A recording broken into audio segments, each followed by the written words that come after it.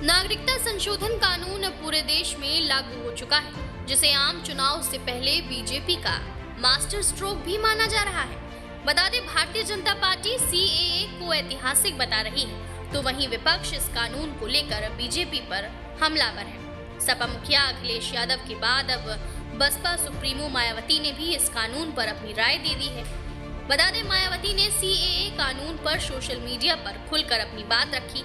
उन्होंने कहा कि केंद्र सरकार द्वारा नागरिकता संशोधन कानून को अब ठीक चुनाव से पहले लागू करने के बजाय इसको लेकर लोगों में जो संदेह और आशंकाएं हैं, उन्हें पूरी तरह से दूर करने के बाद ही लागू किया जाना चाहिए था। बता दें, मायावती से पहले अखिलेश यादव ने भी एक्स पर पोस्ट कर सीएए कानून लागू होने के बाद बीजेपी पर हमला बोलते हुए कहा था कि जब देश की नागरिक रोजी रोटी के लिए बाहर जाने पर मजबूर है, तो दूसरों के लिए आखिर नागरिकता कानून लाने की क्या जरूरत थी।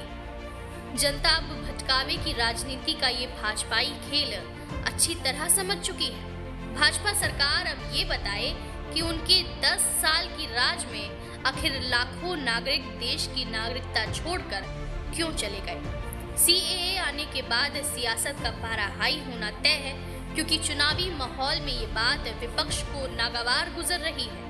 अब तो सपा के साथ बसपा ने भी बीजेपी पर सवाल उठा दिए हैं। हैरानी की बात यह है कि मायावती ने एक लंबे समय के बाद सिर्फ एक पोस्ट किया और सिर्फ एक ही पोस्ट से बीजेपी पर न सिर्फ आरोप लगाए, बल्कि सीएए कानून को लेकर मुसलमानों में जो संदेह है उसे दूर करने की सलाह भी पोस्ट के जरिए दे डाली।